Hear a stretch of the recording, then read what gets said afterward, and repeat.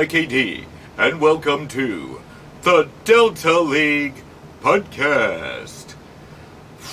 Season 3, Week 3. And without a doubt, the action continued. Now, we're going to get on to Monday, where Chicago is hosting Toronto and Atlanta. And in this one, Chicago wins. Chicago 36, Toronto 16, Atlanta 12. For Chicago, Jonas Stankovičius and Clinton Black had 7 goals each, and Das Hawthorne had 7 blocks. For Toronto, Curly Barnabani had 5 goals, and Ivan Jakic had 10 blocks. And for Atlanta, Owen Tarmo had 5 blocks. Now, Toronto captain Gabriella Davignon sprained her knee in this match. She'll be out 2 weeks, but she was so pissed off that she got hurt, she shoved Finn Wehrle into the goal, so she's got an extra game suspension for her trouble. And in the end of this one, Chicago gets the 4 points, Toronto 2 points, ATL nothing. Now, let's move on to Wednesday, where Salt Lake City was hosting Las Vegas and Boston. Salt Lake City wins it. Salt Lake City 18, Boston 10, Las Vegas 6. For Salt Lake City, Eli Ercolani had 18 blocks, and Moore Scudder had 10 blocks. And for Vegas and Boston, nobody mustered a goddamn thing. This is the first win for Salt Lake City in over a year. It's party time in SLC because they pick up the 4 points. Plan the parade route. Boston gets 2. Vegas lands on black again. Now, before this one even got started, a dozen fans were ejected for pelting the anthem singer with $2 hot dogs. Vegas player Elon Putterman got black carded in this match for just wiping out Swarm player Charm Briggs. Bad news coming out of this game is the damage to Briggs is pretty extensive. She's torn her pec. She's done for the year. Totally unfortunate. Bad news also for Vegas. Captain Emmett Ruan broke his humerus bone. He won't be laughing for at least 6 weeks. Now, let's move on to the Saturday matinee game, where Dallas is hosting LA and Baltimore. And in this one, LA wins it. LA 28, Baltimore 17, Dallas 12. For LA, Marty Hagar had 8 goals. For Baltimore, Corey Vignali had 5 blocks. And for Dallas, Nathaniel Mansfield had 9 blocks. In this one, Baltimore player Richard Mully was late for practice. Perhaps he was trimming his mustache. As a result, he was scratched from this game. And LA rookie Hibachi Pastorius strained his knee. He'll be out 2 weeks. That's 3 players now for the Fallen Angels. And in the end of this one, LA gets the 4 points, Baltimore 2 points, Dallas 0. Now, let's move on to Miami, where the Vortex are hosting Montreal and Washington. In this one, Washington shows no quarter. Washington 43, Montreal 23, Miami 14. For Washington, Claude Verstappen had 13 goals, and Octavian Womack had 11 blocks. For Montreal, Angela Carlucci had 7 goals. And for Miami, nobody scored jack shit. Now, Washington player Jung Kimball may not be a school teacher, but he's definitely not a Mensa member. Pretty evil foul in this game came when everybody's favorite Vortex player, Sunshine Adelma, was chirping him from the sidelines, and he walked over and stomped on her walking boot. She gets up, gets on the court to shove and try to kick Kimball.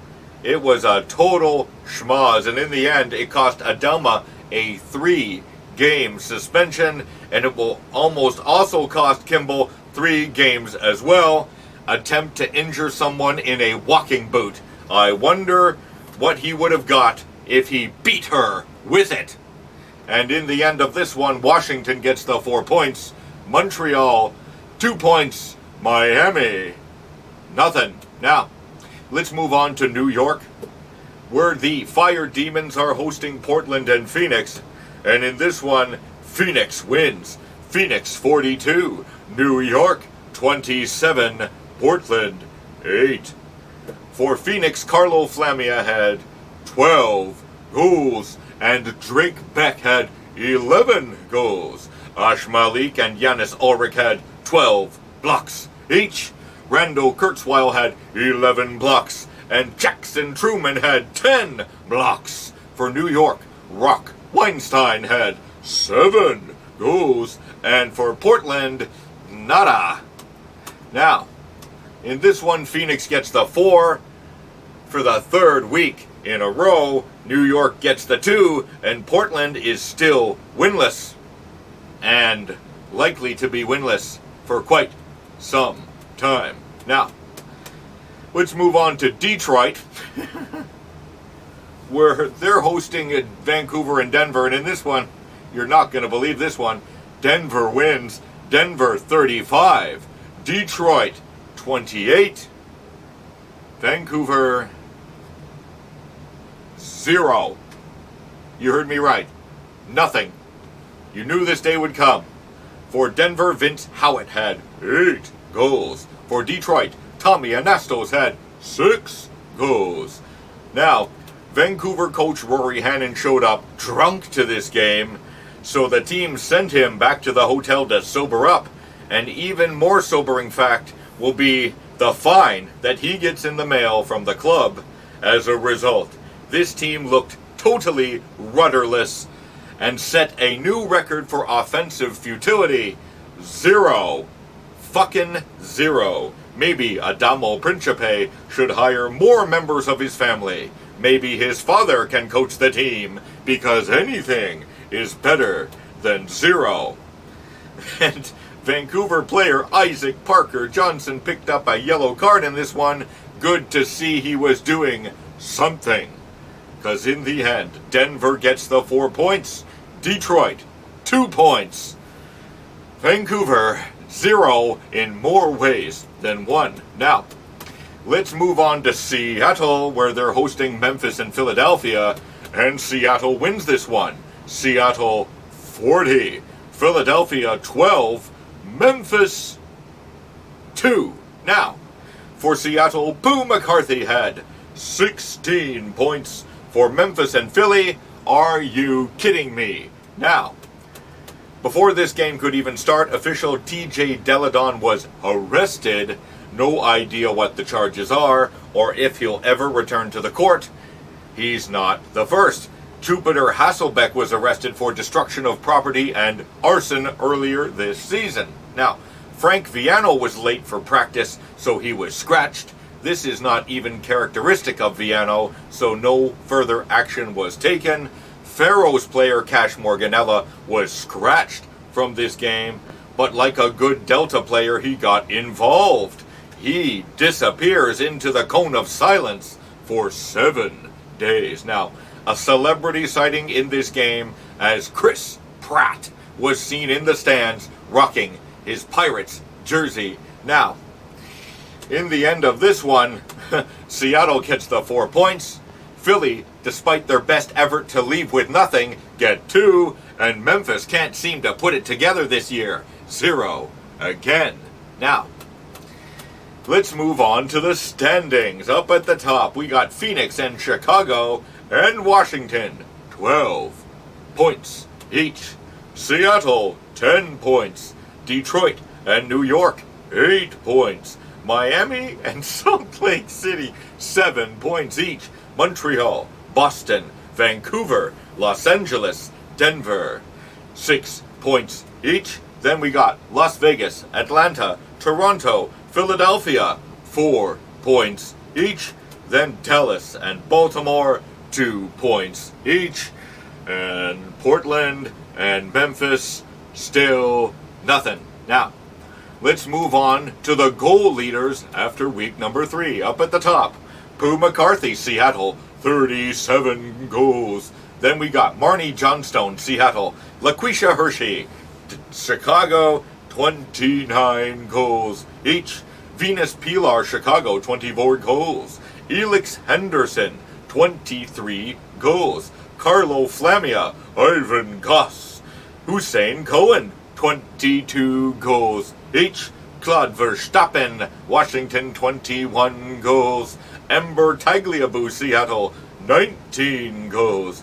Georgios Stokidis, Carmen Kerpal, Tommy Anastos, 17 goals each. Now, the offensive player of the week is once again Pooh McCarthy with 16 goals. Now, let's move on to the block leaders after week number 3. We got Eli Ercolani, SLC, 32 blocks. Frederick Giacalone, Dallas, 31 blocks. Jackson Truman, 26 blocks. Rendell Kurzweil, Wilt Davola, 20 blocks each. Octavian Womack, 20 blocks. Moore Scudder, Brad Blagg, 17 blocks. Ash Malik, Rhino Montalban, 16 blocks each. Janus Ulrich and Dov Serpinski, 15 blocks each. And the defensive player of the week is Eli Ercolani with 18 blocks. Now, let's move on to the GXB rating after week number 3. Now, what's up at the top? Venus Pilar, 240. Jackson Truman, 234. LaQuisha Hershey, 232. Brad Blagg, 221. Elix Henderson, 207. Das Hawthorne, 196. Octavian Womack, 180. Andy Alway, 180. Claude Verstappen, 147. Marnie Johnstone, 145. Sebastiano Guarnieri, 144. Randall Kurzweil, 140. And Wilt Davola, also 140. Now, we're going to get to the league news. Now, Chicago Pride player Carmen Kerpal has been caught in a 2-year investigation into a cryptocurrency scam where he defrauded thousands of people, mainly in mainland India. This is serious business. Jail sentences for cryptocurrency scams currently range from 2 to 25 years in federal prison, depending on the size of the scheme, the number of victims, and whether wire fraud or money laundering charges apply in that particular place. Now, because these are largely federal cases, parole is rarely an option.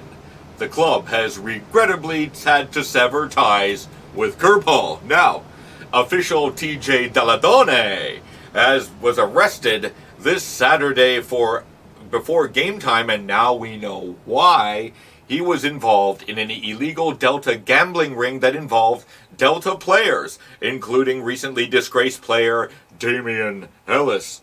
Accusations of point shaving and game fixing that applied to over a dozen games over the last 2 years. Now, speaking of Damian Ellis, disgraced Royals player Damian Ellis made his life even more complicated when the deposition that he was supposed to testify at, he showed up late, making his life more frickin' difficult as it is now. Some sad news out of Memphis where assistant captain Sancho Pastore is having trouble paying medical bills for his elderly mother. Now, she's very ill and he's not a pro player living a rock and roll lifestyle. He's really extended beyond his ability to pay, so the club is doing what it can to help Pastore by totally covering her medical bills. Now, How can you leave a city after the team does that for you? Clouds have a silver lining in Delta League. Now, Portland player Casey Snapper is getting a divorce. Apparently his wife has a job back in Montreal where they met. When Snapper played there, she wasn't happy about relocating or having to lose her dream job, so the couple is amicably separating. Now, last week, Pooh McCarthy's sex tape got exposed. This week, it's Vancouver's Jesus Hater. If you don't want people leaking your tape on the internet, don't tape yourself having sex. It's pretty cut and dry. Now, LA player Danny Mac is being investigated for reckless driving. He was sighted on his motorcycle weaving in and out of traffic at a high rate of speed. I guess he really needed to take a shit. Now, Atlanta rookie Owen Tarmo is the hero of the week as he saved a man from choking when he was at a steakhouse. Now, if he can stop the Inferno from choking, he'll really be a hero. Now, Boston rookie Jill Papp is asking some questions about her off-season weight gain. She said, "If you're looking at my ass, you're not watching what's going on in the court. So until then, you can kiss my big ass." Now, Towers player Dudley Kashdan, last week, he gets arrested. This week, he totally disregards the club's dress policy. It is suit and tie. And Kashdan is new to the team this year, and I guess he didn't know that a baggy jeans and hoodie was inappropriate for a team meeting. Kashdan says, "I didn't know the same rules applied to team meetings as traveling with the team and arriving at the arena well dressed." He admits his mistake, but that won't stop the team from making Kashdan pay for dinner. For everyone. Now, Detroit player Rad Marnane is in a bit of a spat with coach Zoltan Katz over his playing time. GM Mike Facciolo says, "Play better, play more." If you think he's the kind of GM that doesn't have the testicular fortitude to trade somebody, you're wrong. He's a prick. Don't piss off a prick because you're going to go horizontal permanently. Now, Atlanta rookie Charlton Witwicky, he's not at all happy in Atlanta, and it's not the losing, which is what most players hate most about Atlanta. He apparently doesn't like the city. He feels unsafe. He's not the first player to have some problems with the neighborhood. Grant Nunn last season had a bad interaction with the criminal element and then asked for a trade. Witwicky is part of his team's future, so this is going to be hard for the Inferno. Just make sure you don't let him go for a 4th round draft pick or future considerations. And finally, Dallas Lone Stars player Goldie Crowley officially resigned today. She's retired, making everybody, including the Dallas Lone Stars franchise, happier than pigs in shit. Just a player trade that looked like it was a good idea, but looked worse and worse as time went on. Now, let's move over to the mailbag. Matty V. This 2-point shot is really going to revolutionize Delta League and allow teams to run up the score. There was a crazy evidence of this in week 1 when Chicago ran a train on Seattle. Getting 24 in a game is going to become commonplace, but you know what? Protective equipment has become better. As a result, defense has become better, and the game has become rougher.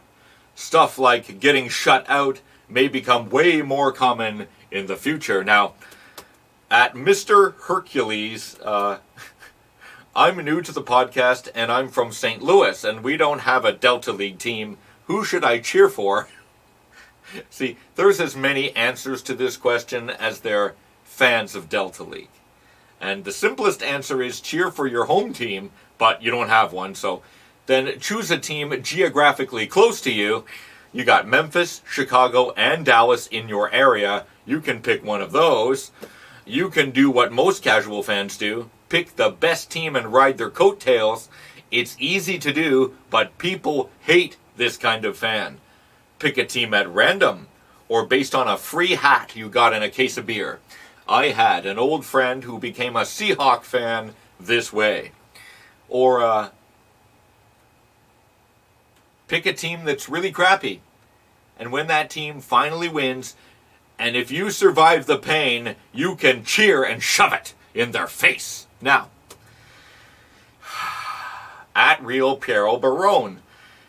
This Salt Lake City team isn't half bad. I think they may finish higher than the Towers this year.